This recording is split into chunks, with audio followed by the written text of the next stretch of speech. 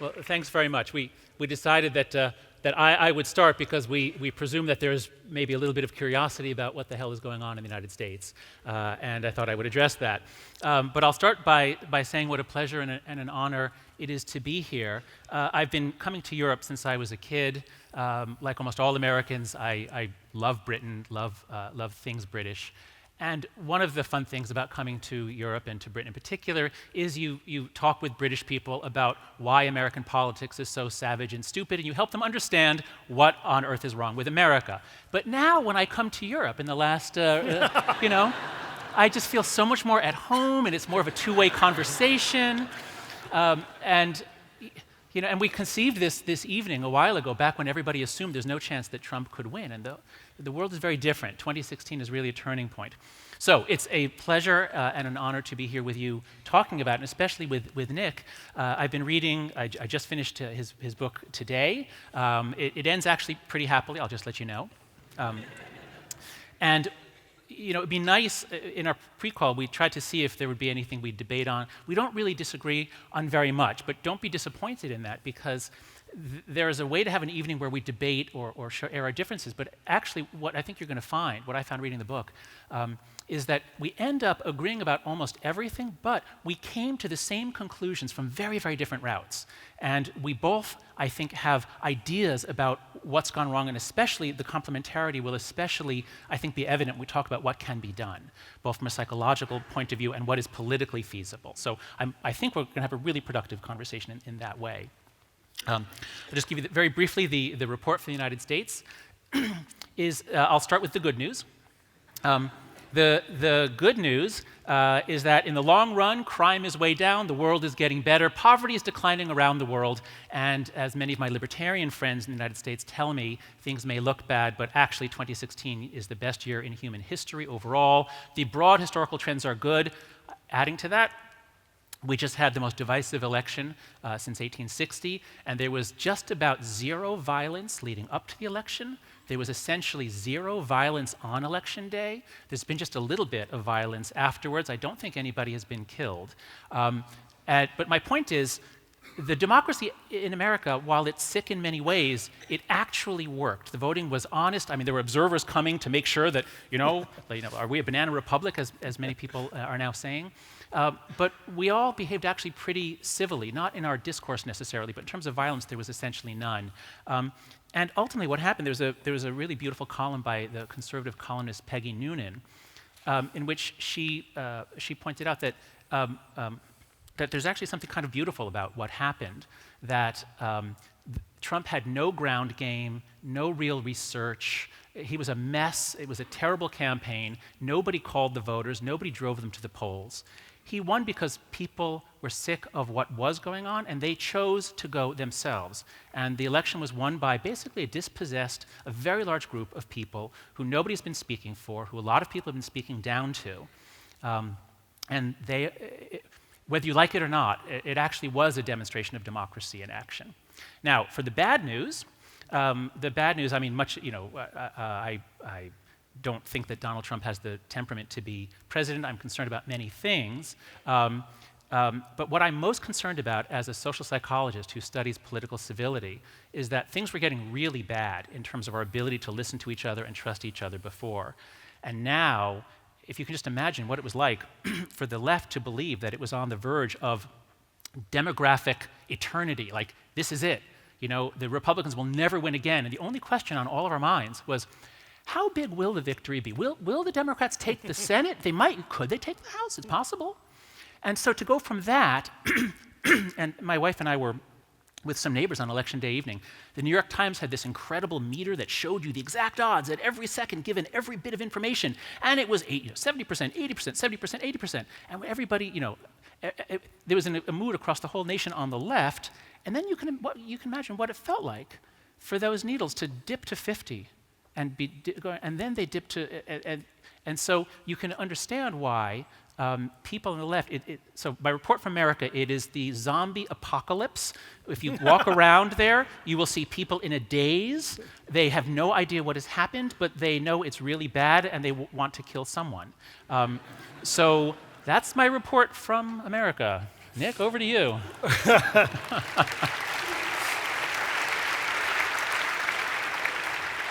Well, John, I mean, I think everybody here will feel how uncanny your description is in its familiarity in terms of people expecting a particular result and then being shocked that right. quite the reverse happened, because a very, very similar mood was around in the run-up to the referendum. In fact, on a referendum night, you'll remember that Nigel Farage, no less, declared that Remain had won, and equally then, by the way, at the same time declared that if Remain were to win, he was going to campaign the very next day for another referendum on Brexit. And again, that sense of sort of that the whole system, and I mean the sort of political system and the system amongst the sort of political elite and the commentariat and all the pollsters had just misread sentiment was as profound in this country as it clearly is in the States. I mean, just a few important correctives right from the outset. I mean, the first thing is, this evening is about populism. And the assumption is that John and I dislike populism. Populism is sort of redolent with kind of uncontrollable rages and angers and passions, whereas liberalism, at least the liberalism I believe in, is about reason and rationality and evidence and so on and so forth. I think it's important to remember populism can be a very positive. I mean, Gandhi was a kind of populist.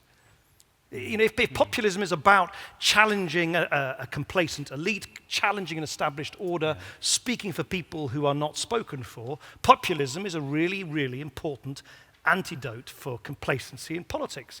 And also, self-evidently, huge numbers of really decent, good people voted for Donald Trump, even though I find his politics abhorrent, and voted for Brexit, even though I think Brexit is terrible for this country. So it's incredibly important, and you write very powerfully about that, not to allow the kind of shock of these events to do what kind of comes most naturally, I think, to people, which is then to retreat into your corners and sort of throw rocks at the other side and say, you're all wrong, and I think that's kind of important. And also, certainly in the United Kingdom, one of the interesting things, John, is that since, and I wonder whether this will happen in the States, is that the victors, which is what victors always are entitled to do, they start rewriting history. Yeah. So if you listen to a lot of the public commentary now in the United Kingdom post-Brexit, you'd basically think that everyone voted Brexit except for Ken Clarke and myself. Everybody, as one, spoke against.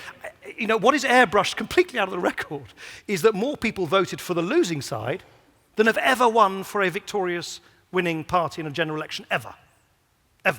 16.1 million people is considerably more than I think the largest tally won by any successful prime minister. Actually, it was John Major, got, what was it, just over 14 million in 1992. So that's also what's happening, is that the shock, the kind of dismay, and then now, of course, the kind of, in many ways, the kind of rewriting of what led up to it. My own view, we'll come on to this in a minute, but you have, for those who've not read John's book, I would strongly urge you to do so, because he really lifts the lid on some sort of profound kind of moral, cultural, psychological reflexes to which we're all susceptible, even if we don't know it, which I think provide an absolutely unique perspective on why we behave the way we do.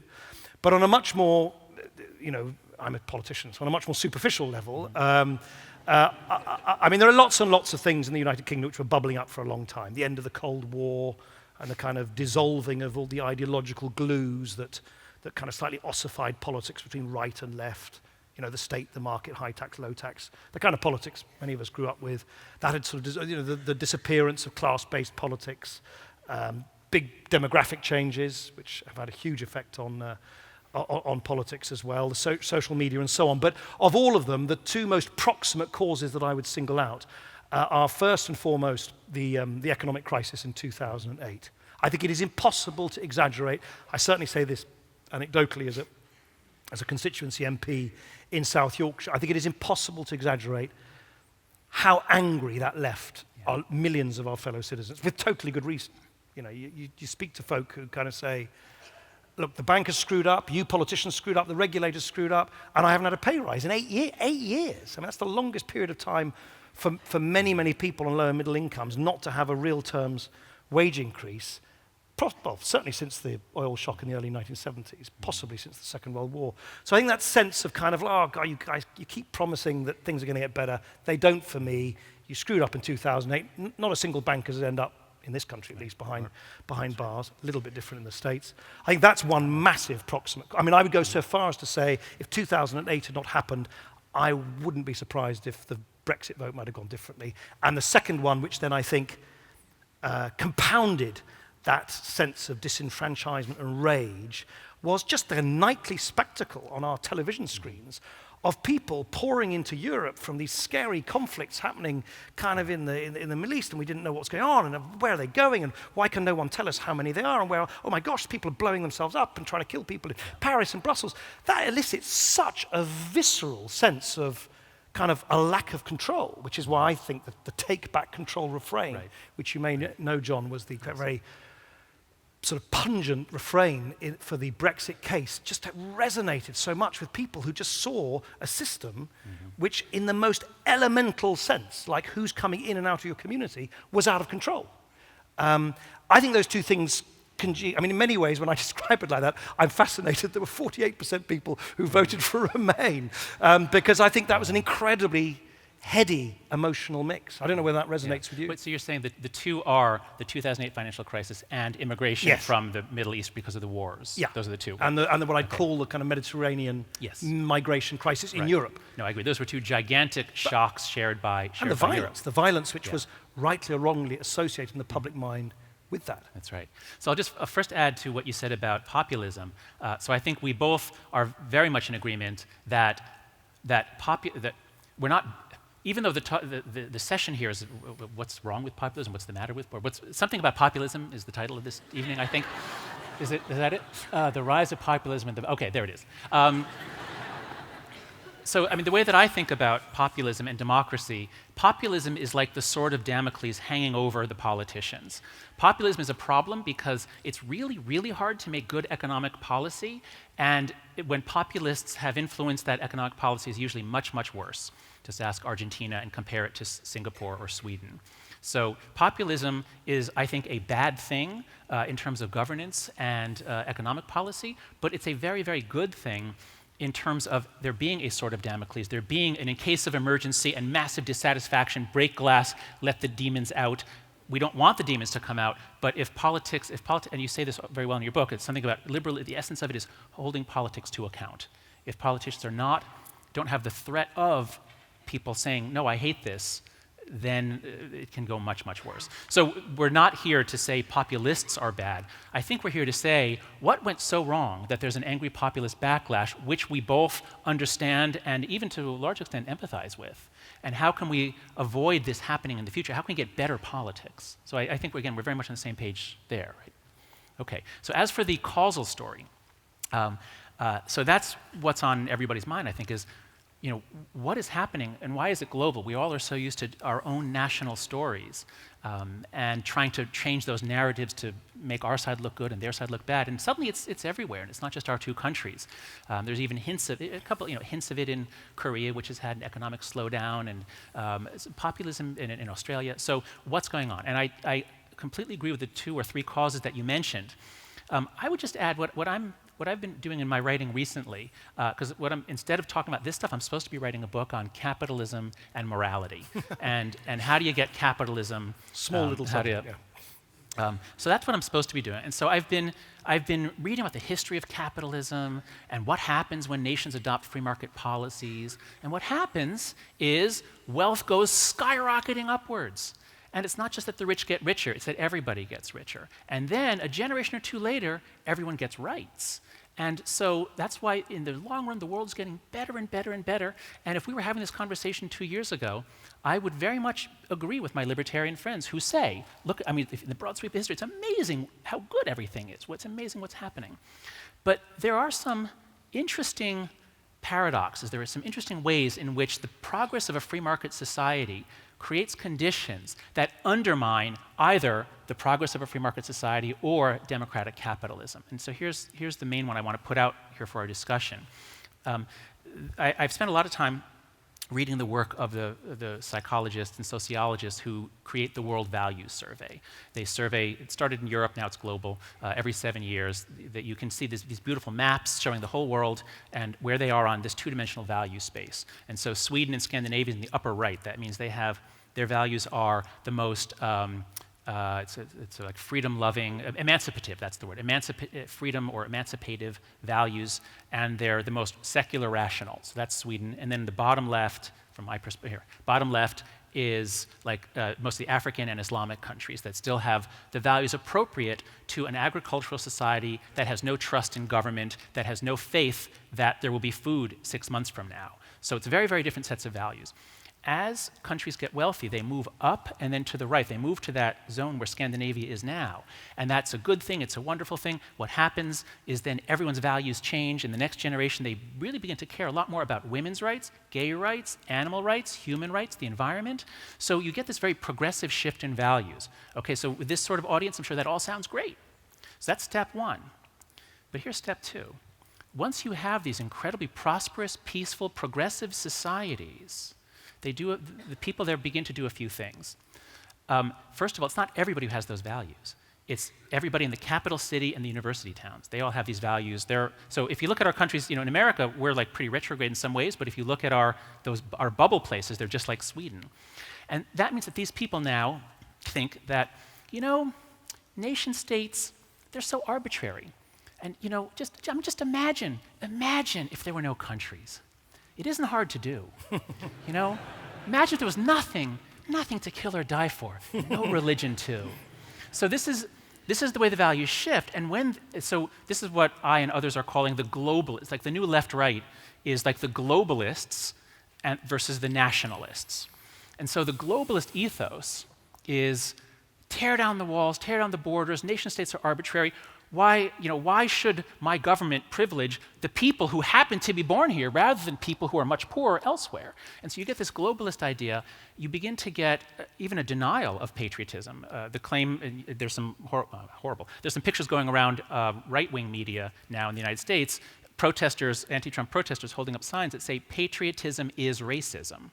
So you get people acting in this globalist way, inviting immigration, spitting on the nation state, spitting on the country and people who are patriotic, and very opposed to assimilation when there is integration, because that, as we say in America, people on the left would say that's cultural genocide. So this is step two, is you get wealthy, wonderful, successful societies that are so attractive to poor people around the world. You get a flood of immigration, and they're met by the globalists who say, welcome, welcome, welcome, don't assimilate, because we don't want to deny you your culture. And this leads to step three, which is this triggers an incredible emotional reaction in people who have the psychological type known as authoritarianism. Now, it's a very negative term, but there's a lot of psychological diversity in this world. There are some people who are attracted to the Leninist vision, the John Lennon vision. There are other people who are more parochial, and I don't mean that in a bad way. I mean, there are people who really care about hearth and home and God and country, and they are actually friends of order and stability, and they're friends of many good things about civic life. But when they perceive that everybody's coming apart, the moral world is coming apart, that's when they get really racist, homophobic. They want to clamp down. They want to restore moral order. And if anybody here saw Donald Trump's acceptance speech at the Republican National Committee, that's exactly what he said. He modeled himself after Richard Nixon's 1968 speech, a time when cities are burning, there are riots, and Nixon came in, law and order will be restored. And that's basically what Trump's whole speech was. So what I'm saying is, successful democratic capitalist societies they change values, they generate wealth, they invite people in, and then they make some of the people act in ways that trigger the other people to be furious, and those other people actually have a point, because you have to have trust in social capital to have a redistributive welfare state. This is getting a little too complicated. My point is just that, yes, the economy matters, and economic changes matter, but they matter in ways that always run through psychology. Yeah, I mean, I must say, I think some of your description of sort of globalists, I mean, by definition, it has to be slightly stereotypical. I mean, or in other words, it might reside in sort of the most affluent, educated parts of Sweden and kind of university towns here in the States. But I mean, most people, I would have thought, and not, including many liberal globalists, would not. What was the thing on the placard? Patriotism is. Oh, patriotism is racism. Yeah, I mean, which is absurd.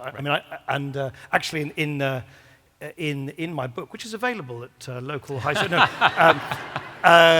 actually, I think one of the things I say, which very much echoes what you say, is one of the things that the liberal centre-left in the United Kingdom, I'm sure I count myself amongst this, is there's been this long-standing, slightly over-intellectualised distaste about patriotism, which is a huge mistake. That's right. It's a huge, George Osborne wrote brilliantly about this. I can't quote it, but he sort of said, one of the great things that sort of progressive sort of intellectual classes in Britain have always got wrong is they've sort of treated patriotism with the same distaste that they treat suet pudding. I actually don't know what suet pudding is, but anyway, it sounds distasteful, and I kind of know what he means. And actually, one of the things that I think we need to do as the kind of liberal left, centre left in this country, kind of dusts itself down and gets up and tries to rediscover a sense of direction in British politics, is not to shun patriotism. There is nothing, I mean, there are different forms of patriotism. Some forms of patriotism, of course, can shade into bigotry and so on and so forth. But everybody here will remember the uplifting and wholly positive sense of patriotism in which we all bathed at the time of the Olympics. The British Olympics here was just, and it was actually, it was curious because it was an eruption of sort of positive, kind of almost sepia-tinted patriotism at a time of great economic anxiety and distress. I was in government at the time, and it was at the height of all the controversy about the early budget cuts and so on that the coalition government was introducing at the time. And then out of this sort of chrysalis-like emerged this kind of real collective pride in what we were doing. Yeah. It became a little bit mawkish at times. I remember the Mary Poppins coming down. Yeah, it was a little bit, but it was still really, really positive. And there's no reason why, liberal folk should in any way shun that, because I think what you illustrate so powerfully in your books is that identity and a longing for belonging is an incredibly visceral sentiment amongst people, and there's nothing wrong with that. And I guess the sort of circle that we need to try and square on the progressive side of politics is how to embrace patriotism with as much authentic conviction as the right traditionally have done. I mean, the Brexit referendum, it was astonishing to see the way, and this was partly because of some incredibly powerful and very clever vested interests in the British printed press here who were very cleverly kind of portraying the Brexit option as the kind of Union Jack option, and as if advocating that the United Kingdom should remain a leading member of this astonishing thing, which is the creation of this European club, was somehow, it was pretty well equated with being an unpatriotic option. The moment that happens, you lose the argument, because if you don't make it something which you can be proud of as a people and a community and a nation, it's incredible. You really are from that point onwards, kind of you're fighting uphill, and that was very. It was very.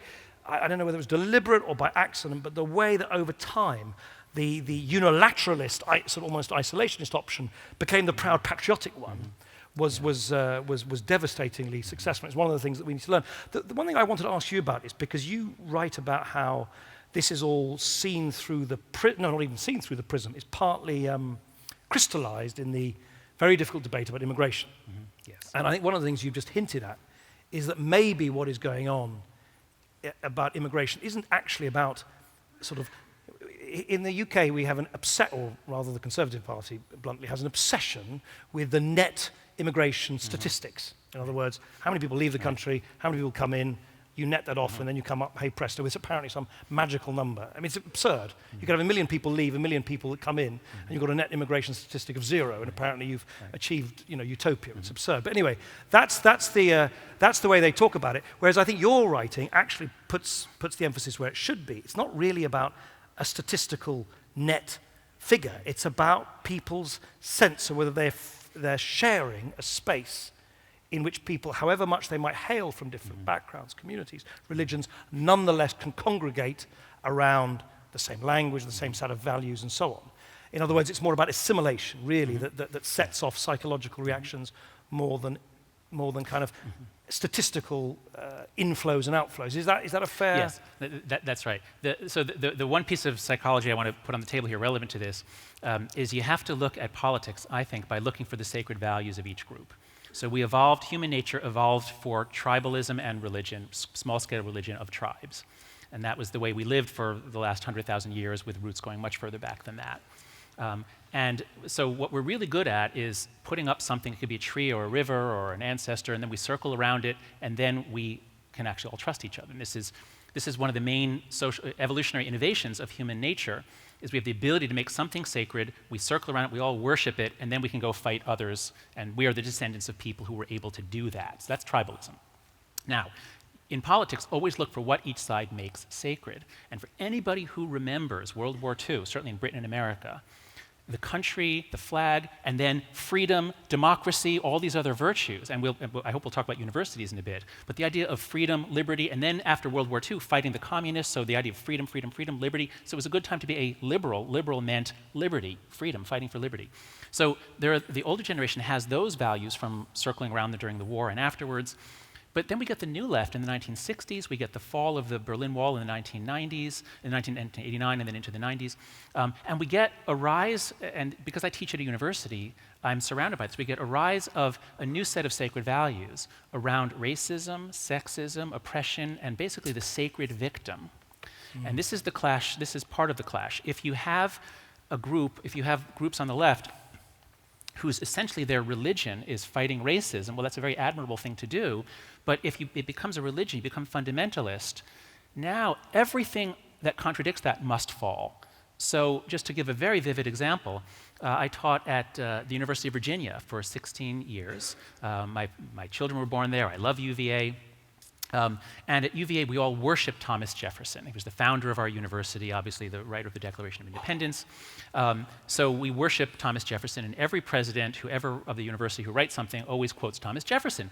Well, all university presidents had to write to their students a day or two afterwards because the students are freaking out, thinking that it's the end of the world, that they're going to be murdered in their sleep by Trumpists.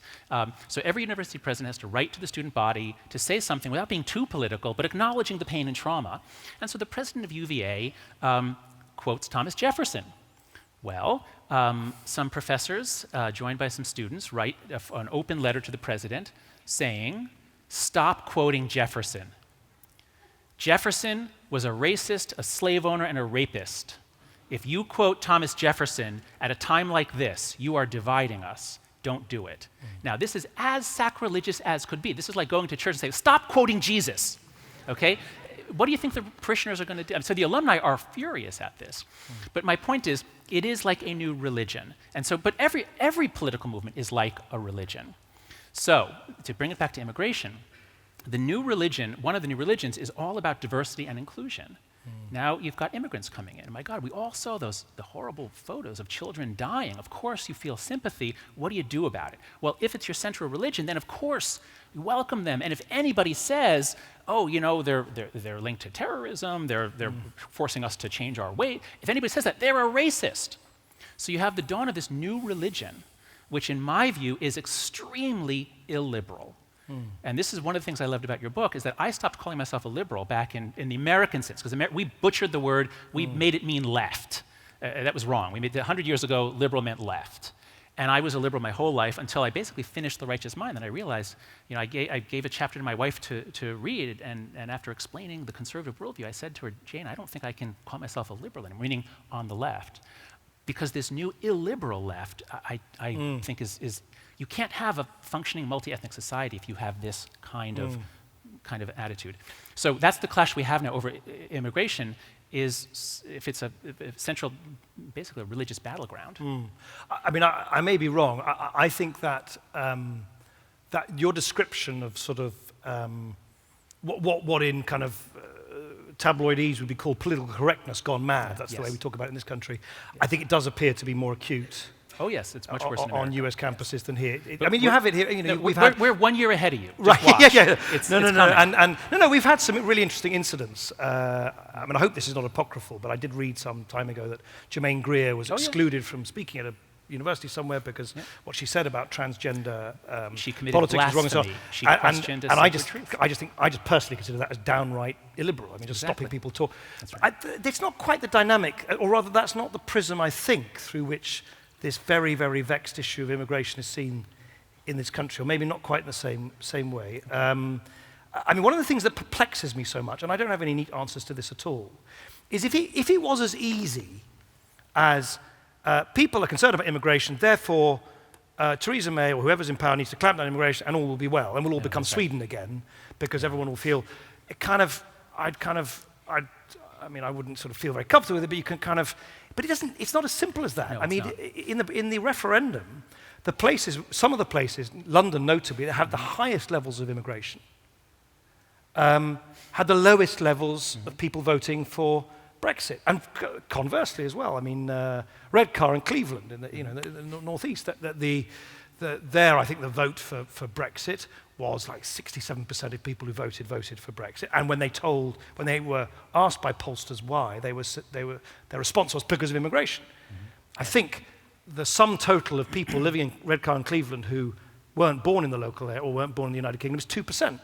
So you've got this, it's not as simple as that. Because so clearly there is a perception of a threat to a sense of belonging or a way of life, and the rest of it, which is not consistent. I mean, there are some exceptions in the UK, particularly in Lincolnshire and East Anglia. You've got certain communities linked to an agricultural, vegetable and fruit growing economy where there have been very, very significant changes. But if you set that aside, actually it doesn't work. And in the same way across Europe, I talk a lot to European politicians in other European countries, and I say to them, and we privately bemoan how the world's going mad and so on and so forth, and then you sort of say, well, this politics of immigration, it keeps coming up on the doorstep and so on and so forth, and then they say, but we don't get it because, and I've had Spanish politicians, Dutch politicians, French politicians, German politicians saying to me, we don't get you Brits because they say we have huge public concern about immigration in France, Spain, Netherlands, Germany, but it's about immigration from outside Europe.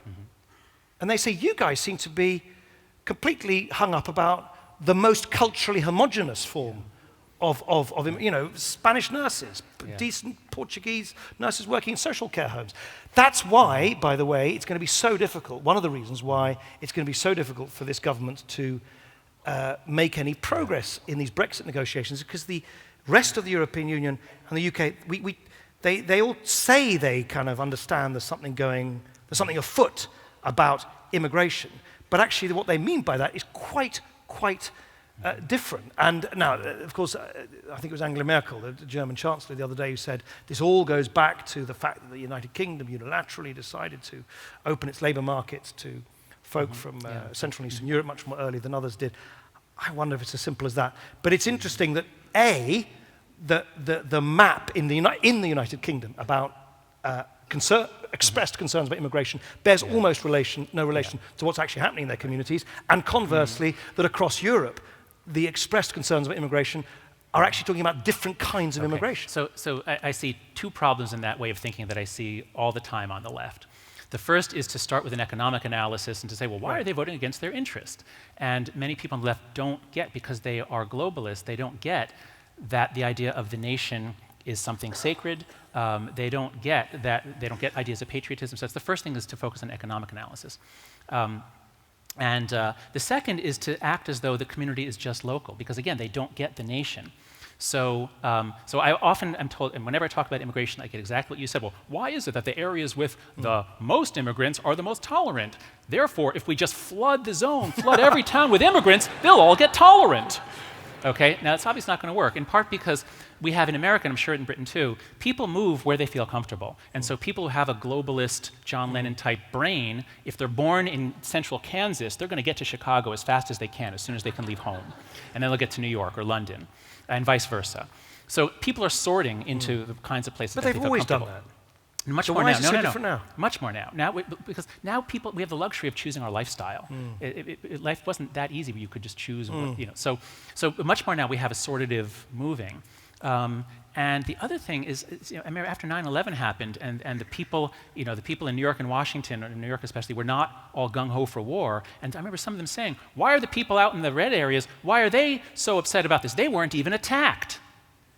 As though the 9/11 attack happened to New York City and Washington, D.C., not the biggest collective trauma to the United States since 1941. And so there's a kind of a blindness I see over and over again on the left, where they approach things in economic terms. It really is like a color blindness, like they're missing receptors. And I think this is very much a problem with the leaders of the European Union and those who want ever closer union. I think what they're missing is you can have diversity within a shared sense of identity. And if you don't have that shared sense of identity, it's going to be very divisive. I want to give you just a beautiful example I heard today. I spent 2 hours today at the Open Society Foundation, a Soros-funded group of people very concerned about immigration. And we talked all about the issues with assimilation. And afterwards, one told me about a project that he did. They, at the Queen's Jubilee, was it the 60th anniversary of the Queen's Jubilee, there was I think it was a refugee Jubilee party. And it was all of these refugees who were celebrating the Queen and how great it is to be in Britain, So that's the sort of thing that I'm even just hearing about, like as an American, that really just like I got all choked up just hearing about it, because it was the same thing as we saw at the Democratic Convention when Kaiser Khan, the Pakistani immigrant whose son was killed in the U.S. Army, when he spoke. Actually, I can't even quote it because I'll start choking up on stage. But basically saying that he stands there with as a patriotic American Muslim with undivided loyalty for his country. And see, I'm getting choked up. It's an American reflex. Anyway, but I'm getting choked up as well. Okay, yeah. Okay. So, but my point is that yes, the raw numbers are not psychological. They're something. They're not nothing. But can I just challenge you a little bit? Just one sort of almost a footnote. Just this thing about, because it has become quite fashionable to say, in the face of this populist eruption, Trump and Brexit, the whole European project is utterly misguided because it's trying to build these castles in the air, which doesn't mean anything to anybody. I personally think that's a very Anglo-American response. Okay. I personally say this because my mum's Dutch and I've got a Spanish wife and so on. I describe this in the book. If you speak to, I admit this as a generational aspect to it, but for the Germans, the French, the Dutch, the Italian, the founding members of the European community, it wasn't a castle in the sky. This was a visceral expression of peace over war. Right. After 2 massive, bloody, conflicts which had consumed and almost destroyed 2 generations on the trot. In other words, there was a very visceral, emotional commitment, not an intellectual one at all, to the idea of coming together and making war unthinkable. But equally, much later, if you go to Greece or Portugal or Spain, I remember my wife comes from a small agricultural village in the middle of Castilla and Leon, and I remember speaking to her about 20 years ago now, to her uncle, who was a sugar beet farmer, and he didn't know very much about the European Union or European community when Spain joined, but he was so proud, viscerally, emotionally proud, that Spain had arrived at the top table of European democracies and put fascism behind it. I think one of the reasons why Brexit kind of is not that surprising in that historical perspective is that for the UK, we've never had those profound emotional roots in which our European vocation is synonymous with a national kind of mission. When it was debated in the early 70s, when I was obviously just a small kid, but if I read the history books, it was kind of almost, the referendum in the mid-70s was almost conducted as if it was a sort of pounds and pence calculation in a grocer's store. It was just there was nothing, and again in this Brexit referendum, the reason why the Remain camp was so kind of tin-eared was that there was no emotion in it. It was all about you'd be better off, and we'll take a pocket calculator out. And that does set us apart, actually, for historical reasons. And now, of course, if you go to Central and Eastern Europe, young people in Poland, in Hungary, for them it's quite a visceral thing that they can now get on a train and travel from Budapest and Warsaw throughout. So I don't think we should allow ourselves, in a sort of Anglo-American debate, to overlook the fact that actually, for many other people across generations in other countries, the European project isn't a folie de grandeur. It's actually something which is quite visceral to them, and which is what we always misunderstand in the UK. Yes, but there's so much psychological diversity. Yeah. So if you have a spectrum here of the people who have the more globalist mind and the more nationalist mind, some of those people they embraced it right away, and they drove it forward. One of the most important conservative critiques, I love reading philosophy on both sides, one of the most important conservative, and actually from Friedrich Hayek especially, who was not a conservative, is let institutions evolve, let things evolve. And if you try to plan them and engineer them, there are always unanticipated consequences, always blowback. It's usually a disaster. And so if you just have the common market, makes a lot of sense. Let that go. Let Europe get wealthier and wealthier. Let those norms change, and their children, your children or your grandchildren will actually probably not be very patriotic. They probably will very much embrace the European project, and then the EU would go forward. But if you have this big engineering project where you engineer it by people who say ever greater union, they live in Brussels and in the capital cities, and they're pushing it and pushing it, you shouldn't be surprised when you have a populist backlash. So I think letting Europe John, evolve... sorry to interrupt. I understand all that, but we've had a really interesting example in recent years where Greece is basically a country which is being kind of sacrificed on the altar of kind of the fiscal probity within the single currency. And yet you'd still today, despite it's clearly completely against, in so many ways, their interest to remain part of this club, the Greeks will still vote to remain part of the European Union. Because of the... So anyway, I'm just pointing out that I think we kind of, in the Anglo-American community, we sometimes miss, actually, there's something quite profound going on, which attaches people to a European project, which we sometimes think might look more irrational than it feels to them. Okay. So we should go to audience questions about 5 minutes. Let's just... what the hell do we do? We'll just put a few ideas out there, and then let's talk about it together. Apart from some of the things that I think we already touched on, I certainly, when I saw, obviously speaking from my ideological perspective, sort of liberal internationalist sort of belief in empiricism, reason, debate, and so on and so forth, I do think we need to be less. We need to be less cautious about trying to embrace patriotism ourselves. It's important. We can't just leave the positive emotions of identity to our opponents. I agree very much with what you've written about that. If we unpack some of the immigration stuff, maybe we need to be a little bit harder edged on issues of assimilation, even as we remain open as societies and economies. I think we need to give the populists quite a lot of rope. Let the Brexiteers. Deliver this utopia, apparently, which beckons the moment we yank ourselves out of the world's largest borderless marketplace. Let Trump, let Trump inflict, some of his crazy experiments on the British and the American people. I mean it. They are now the victors, and I don't know what it's like in the States, but here in the UK, the Brexiteers, it's really curious to watch. They don't yet seem to accept that they've won. They don't yet accept that with victory comes responsibility. You need to provide answers. So they still keep repeating all the slogans of the referendum campaign. Because if you push them and ask them, okay, what are you actually going to do? They kind of fall out and so on. So I think we need to continue press on that. But the final thing I would say is I kind of think it's really, really important. It's an easy thing to say, but I feel this really strongly, that liberals, small L liberals in the broadest sense, should not be browbeaten. Just because a philosophy is under threat or is beleaguered or is kind of being traduced, it actually doesn't mean it's wrong. There's not, in fact, I more passionately believe now than I ever have done before that openness is better than being closed. That there is a role for kind of the Enlightenment values of rationality, of reason, of evidence, rather than prejudice and grievance. And so, of course, this is easy for me to say as a sort of tub-thumping politician.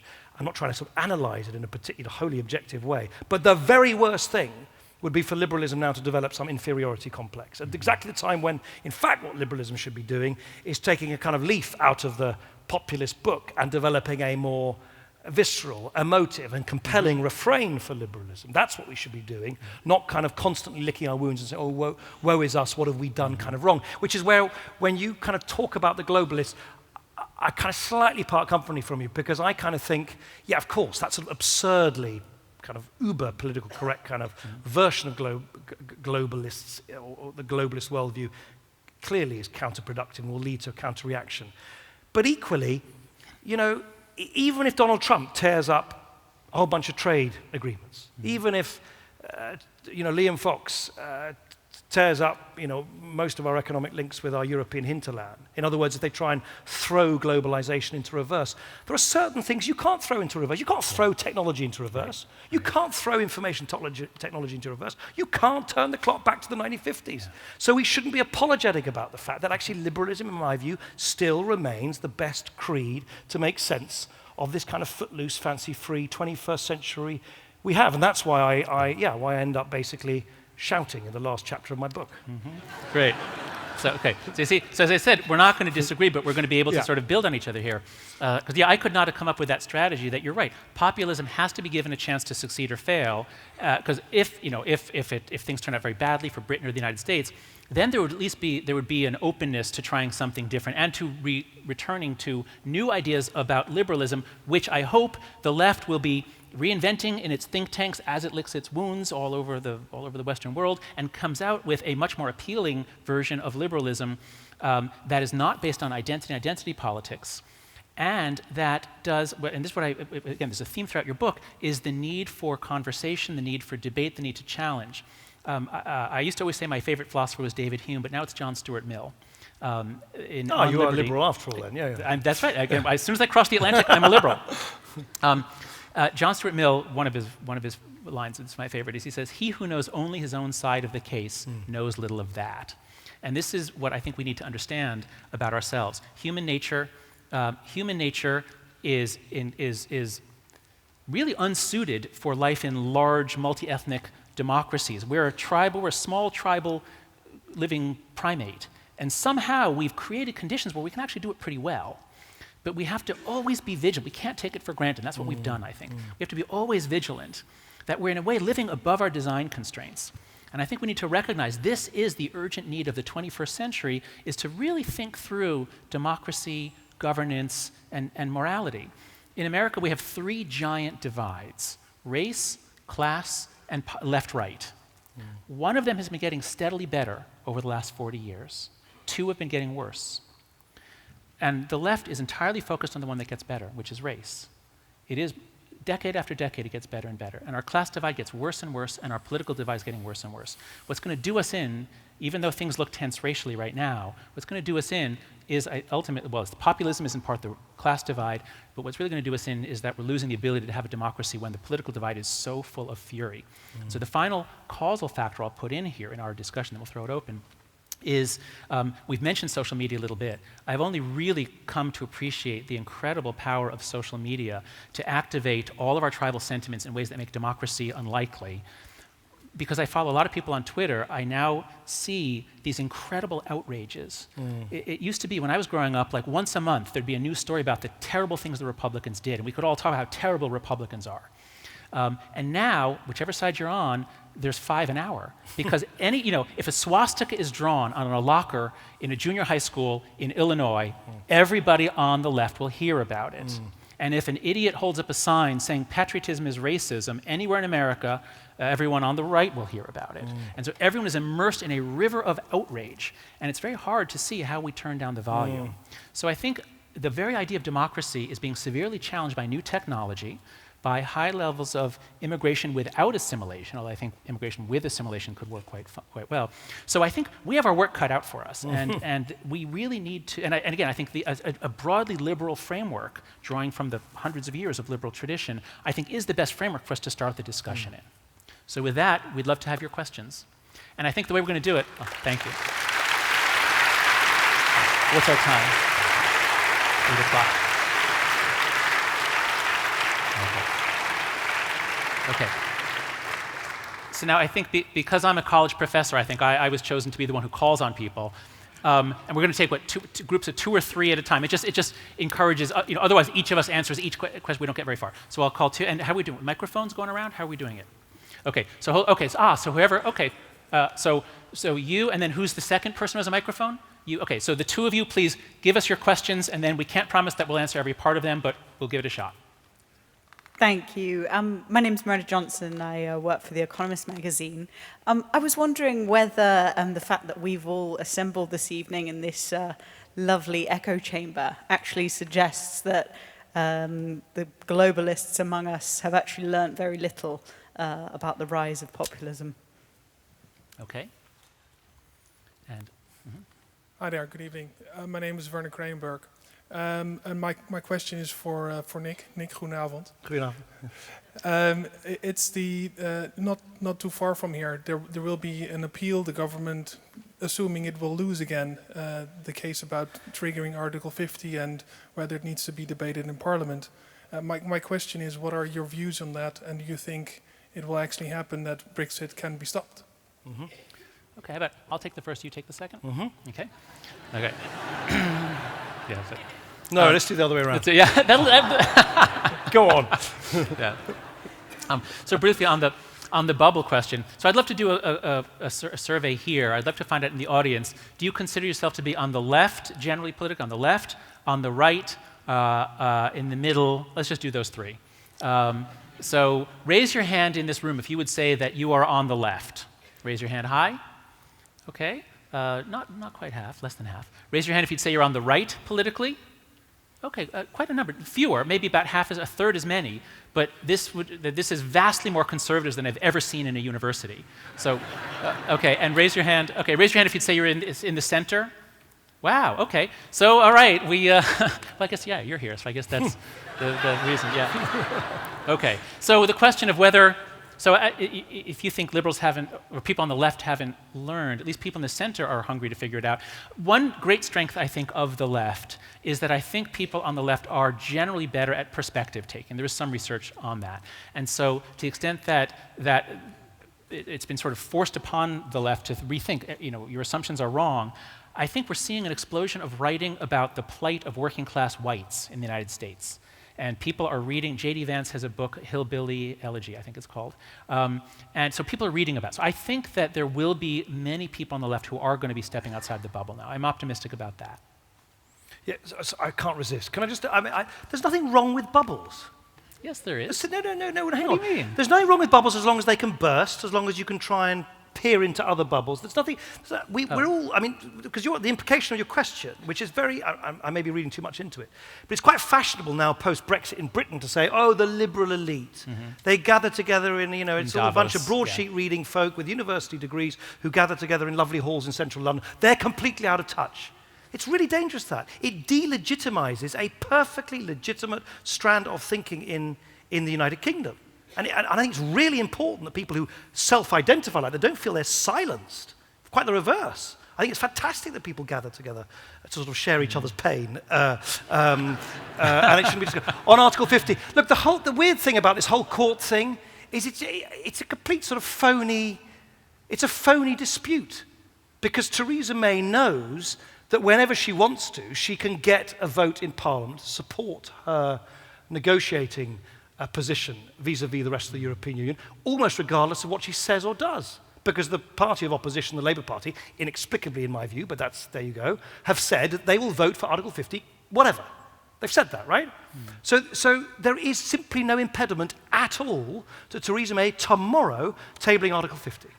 So it's this whole thing, anyone who thinks it's going to stop Brexit, no, of course it won't. The only thing which can stop Brexit, which is not going to happen between now and the Supreme Court ruling, or still less between now and next March, is if in the next, I don't know, I can't put a figure on it, 2, 3, 4 years, whatever, the British people feel that actually the implications of what Brexit means in reality is quite different to what I would regard sort of false utopia that they were sold. You can't change a decision by the people in a referendum other than through a change of mind of the people. It can't be, and shouldn't, actually, in my view, be stopped through jiggery-pokery in Parliament. But the weird thing, just for those who are interested in the kind of political minutiae of all of this, is that Theresa May has decided to spend a huge amount of taxpayers' money and waste a lot of time contesting something in the courts when she knows her position is unassailable in Parliament. It's kind of, if I was an advisor, I'd be tearing my hair out. I'd say, what are you doing? Why are you wasting all this time? Particularly because my lawyer friends tell me that one of the ways that the government might be able to strengthen its case in the Supreme Court is to admit, as I believe to be the case, that Article 50 is actually reversible in reality. So you might have the extraordinary spectacle of a government wasting a huge amount of time and money contesting the rightful scrutiny of Parliament in the courts, but only doing so by then openly and publicly admitting that this whole wretched thing is actually reversible after all. So I'm kind of a bit nonplussed by the whole thing, and that, in answer to your precise question, neither the court case nor the Article 50 vote is the moment, if that's the way you are so dreaming, to reverse or challenge Brexit.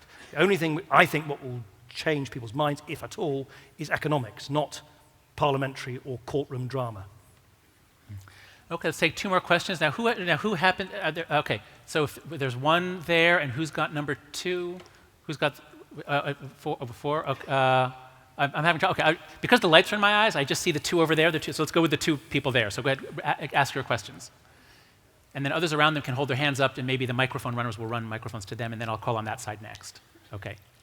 Hi, thanks very much. I'm Reza, I'm over here. Okay. Thanks, big fan of yours and really enjoyed the talk. It seems to me that one of the things that you guys are advocating in the face of the rise of populism is much more understanding of the opposition. Absolutely. And one of the things that I worry about, politicians have never been famous for being truthful, but the ways in which some of our leaders are lying now seem to lack any purpose. And when we can no longer agree on facts, how do we have any kind of mutual discourse? The other question over there? Adam Bogdanor. Nick Clegg rightly pointed to the importance of the 2008 financial crisis.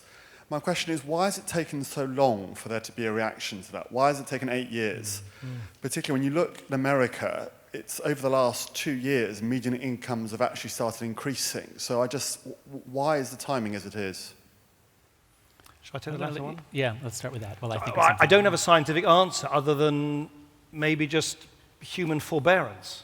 I mean, everybody kind of knew in 2008 that we were enduring, certainly in this country, because remember, we had and still have a much more oversized and overstretched and over-leveraged financial system compared to the rest of our economy, even compared to the United States. The United States was able to absorb the subprime mortgage crisis and what ensued much more easily than we could. I remember one of the first things I was told when I became Deputy Prime Minister by a sort of expressionless civil servant was, Deputy Prime Minister, you do realise that the total liabilities, all the sort of toxic debt in the British banking system, is around 5 times the size of the whole British economy. Sort of blood drained from my face as I realised quite how... And I think a lot of people intuitively knew that we needed some time to kind of try and defuse that bomb. So the best explanation I can come up with is just 8 years is just a hell of a long time to keep remorselessly every week and every month taking back that little bit less money back home. You're working longer hours for the same pay. You're finding that some of your in-work benefits are being trimmed and so on and so forth. And you're quite right also to highlight the great tragedy, and it really is a tragedy, which is exactly in the same way that median incomes in the US started rising just over the last 24 months. In the UK, it's actually even more recent than that. It's about the last year or so that finally wage increases were finally starting to exceed the increase of prices in the shops. Just as that's happening, Brexit occurred, and now it's going to reverse again. I mean, it's agonizing to watch that the very people who, understandably, in my view, said enough, to hell with this. I loved your analogy. I'm going to smash the... What do you call it? Smash the case of emergency brake glass. The emergency brake.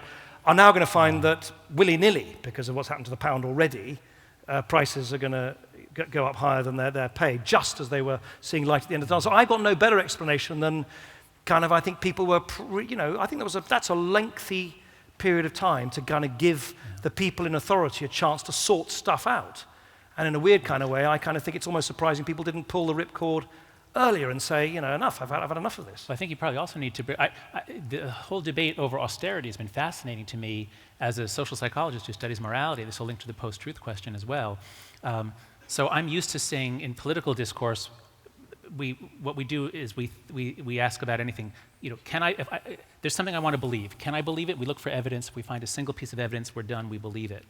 And if you don't want to believe it, you say, must I believe it? And if you find a single way to discredit the speaker or the source or anything, then you're done. Yeah.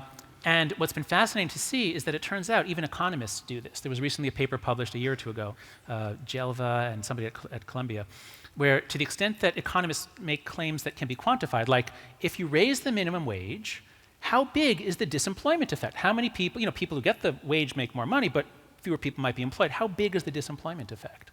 It's quantifiable. And it turns out when you quantify what economists say, and then you know what their politics are from an analysis of the text that they've written, they had a computer program to choose their politics. I can't remember the correlation, it was 0.4 or something like that. The point is, if you know where on the political spectrum is, you know what an economist believes about factual matters, not ideological matters, factual matters.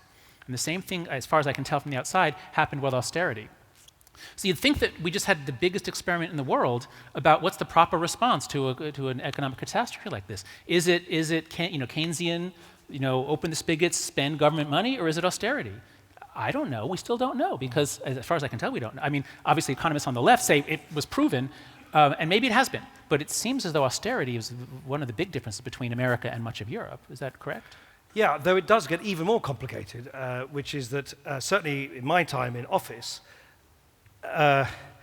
austerity was actually nothing of the sort. The dictionary definition is that you're cutting. Right. You're spending less. Actually, what happened was that the increase in public spending slowed, but public spending was still increasing. And actually, ironically enough, this is a rather domestic political point, the government of which I was, and in many ways, that's the reason why my party and myself fared so badly in the end, were very successfully accused of ideologically pursuing austerity against the evidence. In fact, what we did in our time of office was less austere than had been advocated by the left, by the Labour Party when they left off. If you just look at the kind of fact. But your point is absolutely right. It didn't matter what the facts were. I could say till I was blue in the face. No. Actually, what we're doing is a gentler form of fiscal constraints than Alistair Darling. That was the sort of domestic debate. It didn't matter. The lens, the prism through which it was perceived was, no, that is beastly ideological, austerity. And the moment that's believed, it doesn't matter what fact schmacks. It doesn't matter. They'll only get the only ones that will be amplified are those ones which confirm that perception. Yeah. So I'll just say on the matter of the post-truth, what was it? I think it was coined by some left-wing British journalist, wasn't it? The post-truth, that label post-truth. I just started hearing about it a few months ago, I think. At any rate, I think it's important to note that each side has always thought that the other was post-truth and unconcerned about the facts. It is true that social media enables certain kinds of things to happen, and in the American election, it is true that certain right-wing sites made much greater use of fake news stories than the left did. So it's not that there's symmetry here in the use of media. But speaking as a social scientist, what I can say is that each side's really good at pointing to the places where the other side denies science. Each side likes to, so the left loves to say that the right denies evolution and mostly evolution. What else is there? But I think the left actually denies any sort of social science that is uncomfortable for politically correct reasons. So both sides are very good at denying science and accusing the other of being blind. What do we do about this? I'm hopeful that just as, like if alcohol was introduced today, there's no way we would allow it. It's really dangerous stuff, but we somehow managed to learn to live with it and get the death toll down. In the same way, social media was just introduced to our young people, and older people like us are not getting the full, our brains are not being rewired by it, but young people, their brains are being rewired by the constant connectivity. I think it's going to take us a while to learn how to live with it. And we need a kind of a social media responsibility. Just as we have corporate social responsibility, we're going to need to teach and try to encourage social media responsibility. And that means in part getting Facebook and Facebook especially and others to at least tweak the algorithms so that you don't get more of what you click on. Somehow there's more of a mix. Now, how do you do it in a free market society? I don't know. But that is at least one of the things. Another is I think we have to expose our children much more to the best thinking on all sides. So it's not just that we need to see what the far right or the far left are saying, because that's just going to alienate people. But what happened to me, I was always on the left, but when I set out to write The Righteous Mind, I decided I was going to teach a course on political psychology, and I literally saw a book on conservatism on a bookshelf, pulled it. I'd never read anything about conservatism. I knew nothing about it. I was like 40 years old. I knew nothing about it. I pulled it off. I started reading, like, wow, these are some really good ideas in here. So I think actually really trying harder to expose our young people to the best thinking on all sides. But yeah, I unfortunately have just written an article this evening arguing against that. Okay, so there we go. We got our disagreement. No. And right. let me because it's really interesting. I mean, for those of you who are interested, it's in the Evening Standard this evening. So I kind of think this. I mean, of course, everybody agrees, of course, John, with the idea that we should try and open our minds, be balanced, and so on, not live trapped in bubbles. But I mean, the idea that it's anyone's kind of duty or responsibility to say, okay, you live in that centre-left bubble. Here's an article from the Daily Telegraph. Or, I mean, it's like saying those Guardian readers amongst you, I'm being facetious here, must be forced to read the Daily Mail on Tuesdays.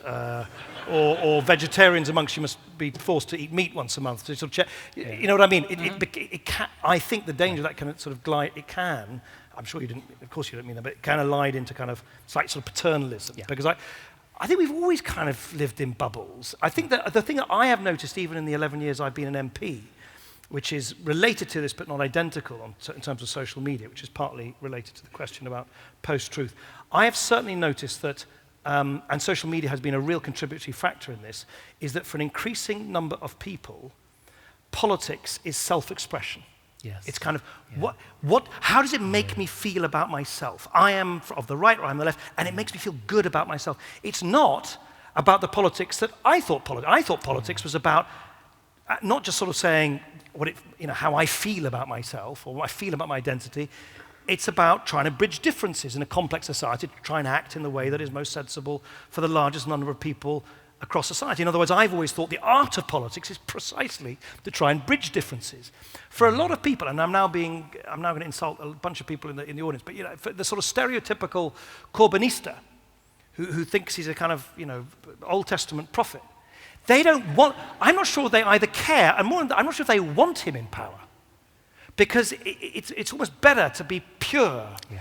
And because it says good things about yourself. Whereas I have this kind of old-fashioned idea, which is if you're in politics, which is a grubby old business, it's about the kind of give and take of trying to do stuff, not just say stuff about how you feel. And that is a big change. I've noticed a lot that I'll meet folk who are really just not, and they're kind of not only not interested, they're actively hostile to the idea that politics is about the practice of something. So I think there are two. And that's new.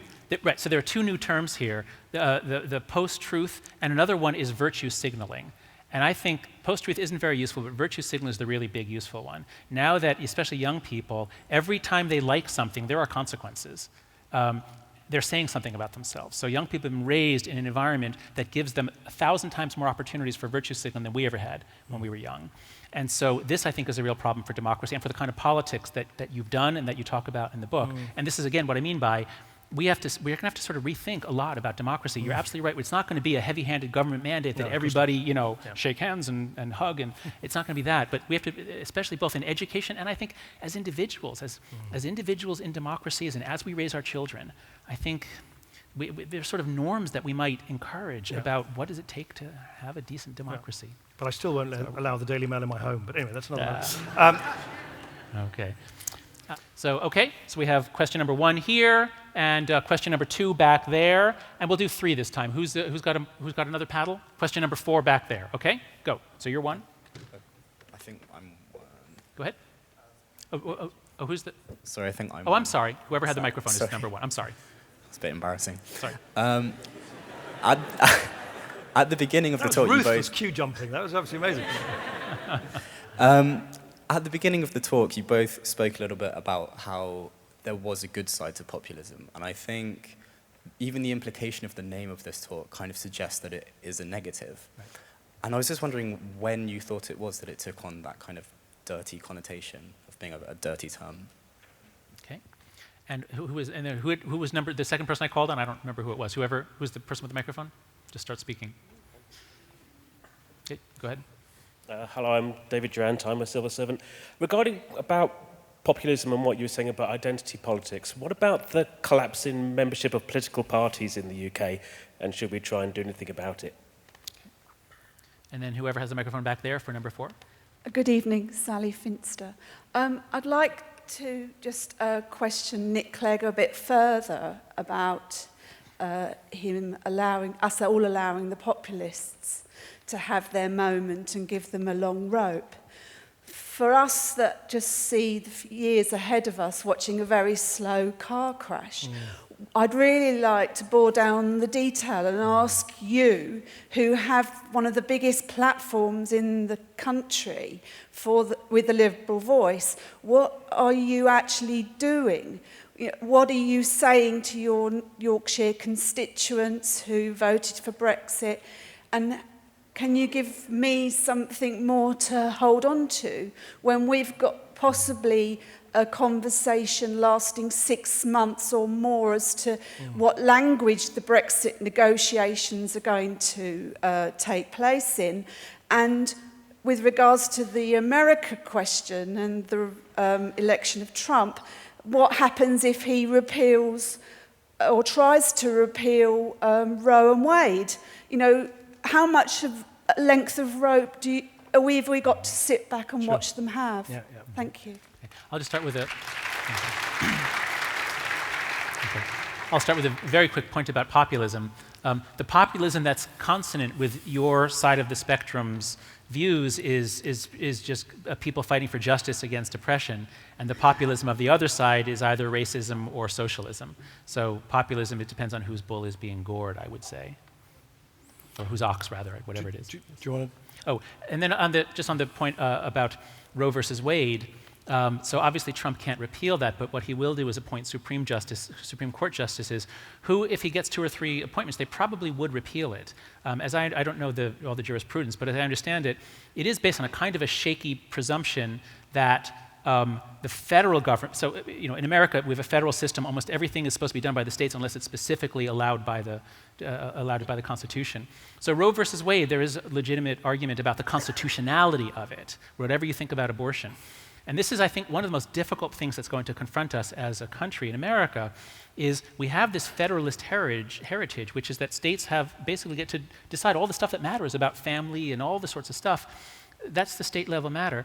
But in the last 30, 40, since the 60s, so much has been kicked up to the federal level, and I think it can't work. I think that the American government is not going to work again in our lifetimes at the federal level. And so the only alternative, I think, is to take as much off the federal plate as possible, kick it either back to the states, or let's hope that private enterprise solves problems, especially around education and health. A lot of great ideas coming out of Silicon Valley that might allow the federal government to do less. The really difficult part is going to be that some states are going to do things that people in other states find absolutely abhorrent, like limit abortion rights, things like that. So I think that is likely in our future, that some states will be given permission by the Supreme Court to enact the laws that they see fit, and that's going to be enraging to many other people. So very quickly on populism, I mean, I mentioned, said rather glibly, Gandhi was a sort of populist of sort. I think what I find ugly about most of the populisms I see now is they seem to be based on sort of, certainly in Europe, a roving cast of characters, whether it's Viktor Orban in Hungary, whether it's Geert Wilders in the Netherlands, whether it's Alternative für Deutschland in Deutschland, whether it's Le Pen in France, whether it's Farage here. The thing they all have in common is that they profess to sympathize and feel people's anger about the status quo more than any other politician, and then, crucially, they say, and it's those people's fault. It's that person's fault. It's that entity's fault. What is common to all populists is that they take the anger and they say, and that's who's to blame. It's the Mexicans, build a wall against them. It's Brussels, pull out of the European Union. It's Islam, kick out all the Muslims. It's immigration, everything that underpins the politics of populism in Europe. And we might see a lot more of it. This Sunday, I think it is, we might well have a Freedom Party candidate in Austria win the Austrian presidential elections. Renzi might lose the Italian referendum on Sunday too. That might lead to sorts of political turbulence there. Anyway, but one thing that's common to all of them is blame. And it's a really nasty, pernicious blame, because it's not true and it's false and what do bullies do? Bullies under duress pick on the weak. I mean, how Trump, classic. I mean, it's classic bully psychology. It's beat up the Mexicans. I mean, it's kind of like, you just see that over and over again. Oddly enough, of course, political parties, the membership has actually, of course, shot up recently. Notably the Labour Party, which I think is now the largest mass membership party anywhere in Europe, but even the Conservative and Liberal Democrat parties have. But you're right, the days of sort of mass membership, I think, died with the kind of quasi-corporatist way in which our economy and society used to work, where people kind of lined up either in favour of the bosses or the workers, high tax, low tax. So I've got no neat answer to it, but I actually suspect, much though party political membership has sort of blipped up in the United Kingdom, I don't think it's a sustainable pattern, and I think the dilemma for political parties remains the one that John's talked about so powerfully, which is that the narrower political parties become, the more self-righteous, to quote the cover of your title, the more self-righteous political parties become about themselves, to the exclusion actually of those they're seeking to represent, which then, of course, only amplifies the sense of being out of touch and so on. And I'm sorry, yes, it sounds terribly hopeless to say, oh, we're just going to let the populists kind of screw things up. And I didn't put it like that. Of course, you need to be active and do things, whether it's what I obviously do. I spend a lot of time trying to puncture what I think is the nonsense and mendacity of the kind of Brexit pitch that has been, in my view, falsely kind of sold to us. Or, I mean, something which I regard as not only necessary but entirely inevitable. I think there will be a realignment in British politics in the next few years. There has to be. There has to be. Because the pendulum of British politics has got stuck. It's much more stuck than I think people realise. I mean, we've got a government with a prime minister who has got no mandate of her own, whose party got whatever it was, 24% of the eligible vote in our crackers electoral system. But there's no way anyone can take power away from them. There's no way. Because the SNP, unwittingly perhaps, have kneecapped the Labour Party. The Labour Party cannot win under the present arrangements. There's no way they can win. Nor, of course, can the Lib Dems on their own, or the Greens, or whatever. So, I mean, inevitably, if you want the pendulum of democracy to swing again, namely that the people in power feel at least some tremor of fear that someone else might take power away from them, you've got to have a more organised kind of centre-left force contesting against the Conservatives compared to what we've got at the moment. It's tough because we've got a political system, as you know, particularly the electoral system and the way parties are funded and the vested interest in the press and so on, that stack the cards incredibly heavily against any rearrangements or new alignments. But it's bound to happen. It's bound to happen in the next few years. So I think, should we take any more? Or are we basically, yeah, I think we should. Okay, so, wait, did you say one more? No. Oh, one more round. Okay, very good. All right.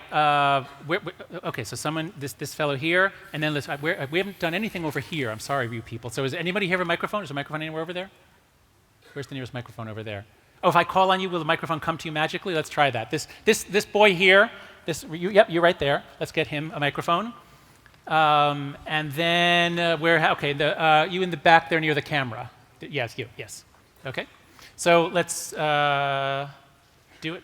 So I'm sorry. Whoever I called on. Oh, yes, this, okay. Thank you. I'm Harry Collins. I want to ask you about nationalism. Nationalism has been throughout our history, the history of the world, and whatever we do in the short term, it's not going to go away. So in the long term, what do we do with nationalism? Do we try and harness it and use it as a kind of a force for good in some way, and how do we do that? Or do we try and cast it aside and okay, great question. Okay, that's one. And then this boy here. My name is Charlie Hancock. Thank you so much for this talk. It's been really, really interesting. But it seems to me that you have not addressed the lies that that Donald Trump has told, and the lies that the Brexiteers told, and there are several of them. And I think possibly that may be the reason why the Brexit campaign went through and why Donald Trump won the election. And how do we fight these lies is my question. Oh, good question.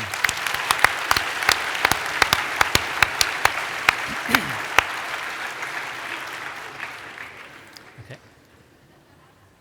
And who was the third? Oh, back there, yes. Brendan Beck. Nick, you were just advocating sort of for a movement to the centre and the centre-left playing a stronger role in things. To what extent, though, is part of our issue is that you've had a movement to the centre from the left and a movement to the centre from the right, and you've got people left out on both wings. And so on the far right, you get UKIP, you get Trump and the Tea Party coming, and on the far left, you get Sanders and you get Corbyn coming.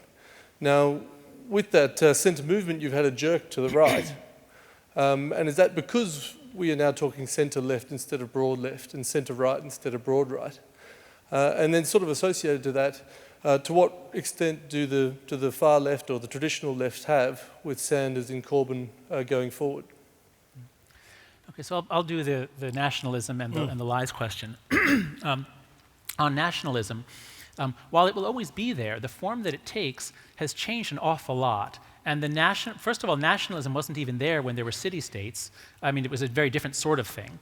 And then you get nation-states. Europeans sort of invent nation-states. And it's a very good invention for a lot of reasons, but then it brings a certain kind of nationalism, especially when it becomes ethno-nationalism. So I think that while nationalism will always be around in some form, there are certain kinds that are more pernicious, and ethnic nationalism is really the kind that most people are worried about. That's really the dangerous, the bad kind.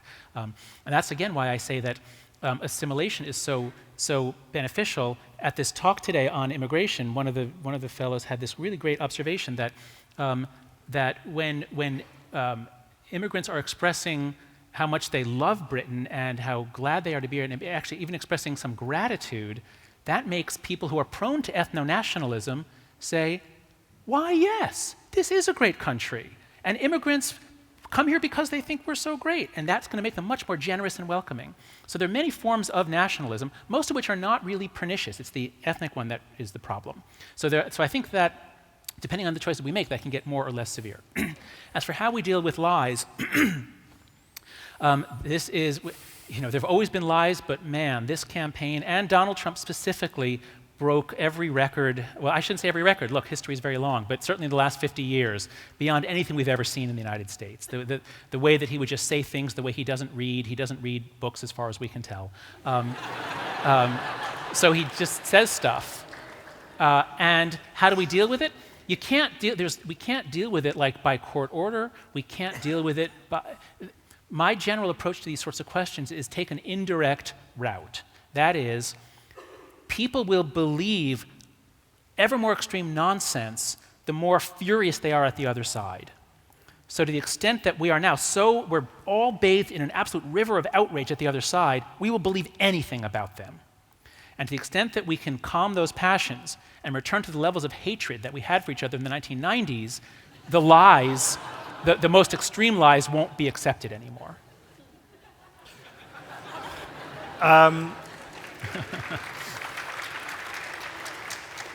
So forgive me, I got a little bit lost on the centre, left, right, sorry, so on and so forth.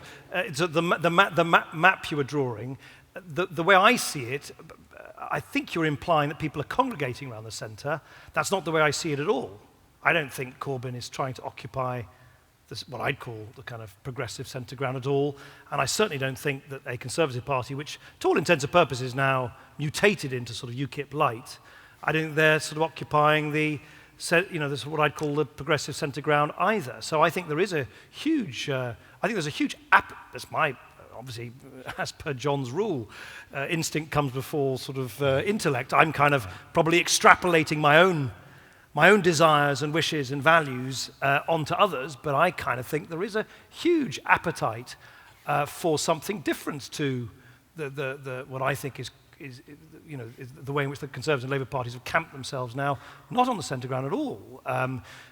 You've got a Conservative Party which, whether the Prime Minister likes it or not, is locked now into this dismal sort of Brexit spiral, which I think takes us further and further and further away from the centre ground, takes us further away from economic rationality, takes us further towards kind of dogma, and I think Corbyn in a very kind of reverse way. So that's why I think there is such an appetite for the kind of realignment that I describe. It's much easier, by the way, to kind of describe it rather than to kind of do it, because you need to overcome so much tribalism and so many political bubbles in which people are trapped, not to mention the mechanics of British politics, which, as I said earlier, make it incredibly difficult to kind of burst through the division of labour that presently exists. But I think there's a huge space there. Can I just, final word to sort of Charlie? I mean, Charlie's absolutely right to bring us up short and say we should have talked about it more. And John's given, a brilliant answer. The only thing I would add, Charlie, is the problem seems to be that there's quite a lot of evidence, I think, isn't that right, saying, John, that increasingly a lot of voters kind of don't care whether people are lying, or more than that, they even know that they're lying. But they still say, I mean, you hear this, at least when I read American coverage, you hear a lot of people say, yeah, of course I know he's not going to build a wall against Mexico. It doesn't matter. It still kind of got me pumped up because I thought it was of course I know it's not going to happen.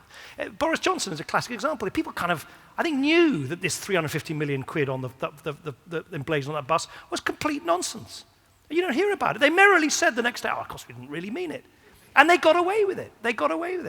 And so, that's the weird thing, is that we're kind of now, that people are now signaling things to each other through hyperbole or downright falsehood, because it kind of in almost sort of lurid terms signals an emotional connection, which is more important than the fact itself. And that's tough, and it's really tough for liberals, because liberalism, the J.S. Mill liberalism, kind of has a reverence for fact, as if the fact itself has a kind of value in itself.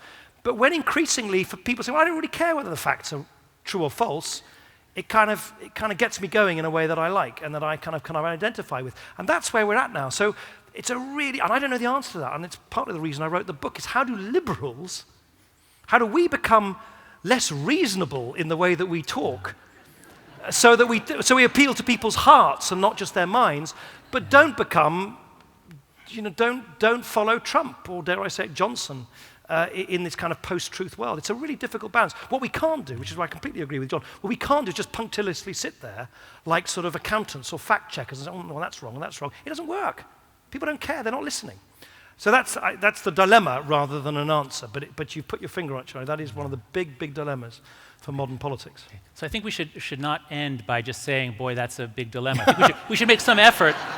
Okay, you and I need to make some effort to just end on at least some sort of note of inspiration. So while you were talking, I thought of one. Let me give it a try. And I'll think as well. So there's an interesting finding in cultural psychology that if you show people a pattern of lines, data points that are going up, and you show that to people in Europe and America, you show it to Westerners, you say, what's likely to happen? They say, oh, well, boy, it's going to keep going up. But if you show it to East Asians, the research shows, they say, well, if it goes up, then it will come down, and then it will come up, and then it will go down. And in the last week or two, many people have been reaching back into American history and back to Plato to look at the fortunes of democracies and how they rise and fall. And it's very, very comforting to me, because sometimes I do feel kind of dark about what's happening to democracies. But then you read about what it was like in the 1820s in the United States when Andrew Jackson was inaugurated, and then how America, driven in part by people, not so much even in government, but people, by philanthropists, by activists who made changes or led to certain changes that ended up changing the society gradually and set America up for a fantastic late 19th and early 20th, most of the 20th century. So things really do go cyclically to some extent. The progress we've made in terms of general values about the broadening circle of respect, that everyone is included, and if everyone's not perfectly included now, it's expanding out. This progress, I don't think, can ever be reversed. So I just said, all right, who knows? So what I'm saying is, even if things look bad now, we've been through worse before. Things do get better. And to the extent that we can keep talking to each other, and somebody said we're both advocating, yes, trying to understand the other side. Yeah, that's exactly right.